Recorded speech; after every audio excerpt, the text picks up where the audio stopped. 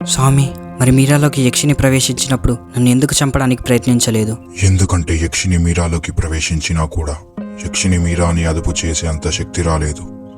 తన శక్తి తనకు రావాలంటే అడవిలో ఉన్న నది దగ్గర పూజ చేసి ఆ నదిలో స్నానం చేస్తే మళ్ళీ తనకు తన శక్తులు వస్తాయి.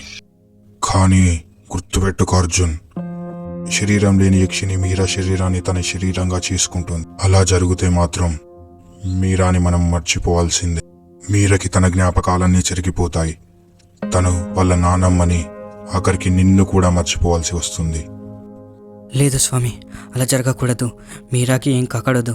స్వామి, నేను మిమ్మల్ని అర్థిస్తున్నాను. మీరాని ఎలాగోలా రక్షించుకోవాలి. ప్లీజ్ స్వామి, నాకు సహాయం చేయండి. అర్జున్, అంతా మన చెయ్యి దాటిపోయింది. ఇప్పుడు రేపే పౌర్ణమి, మనం ఏం చేయలేము. స్వామి, అన్నీ తెలిసిన మీరే అలా అంటే ఎలా? దయచేసి ప్రయత్నించండి. నేను మిమ్మల్ని వేడుకుంటున్నాను. ఒకే ఒక దారి ఉంది అర్జున్, కానీ అది నీ ప్రాణాల మీదకి వస్తుంది. పర్లేదు స్వామి, మా ప్రేమ మమ్మల్ని గెలిపిస్తుంది. నేను ఖచ్చితంగా సాధించగలను. నేను చెప్పేది జాగ్రత్తగా విను అర్జున్. మీరాని రక్షించుకోవాలంటే యక్షిణిని చంపిన ఆ ఒక్క ఆయుధంతోనే మనం యక్షిణిని మళ్ళీ అంతం చేయగలం.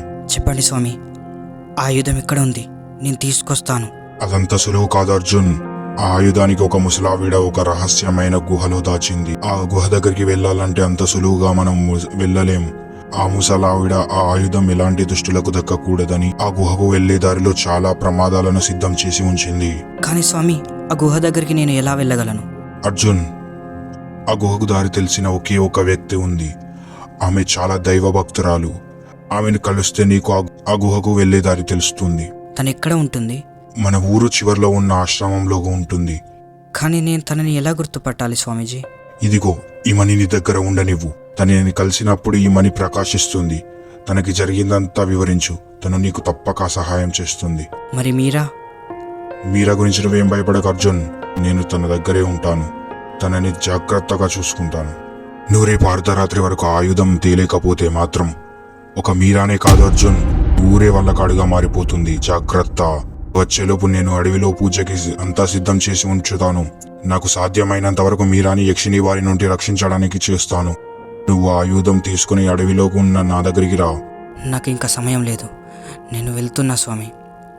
విజయ్ బాబా అర్జున్, నువ్వు ఆయుధంతో తిరిగి రావాలని కోరుకుంటున్నాను. నేను ఎలాగైనా వీలైనంత త్వరగా ఆశ్రమం చేరుకోవాలి. నాకు దారి చూపించి ఆ వ్యక్తిని కలవాలి. మీరా, నిన్ను యక్షిని నుంచి తప్పక రక్షిస్తాను. నేను ఆయుధాన్ని ఖచ్చితంగా తేగలను.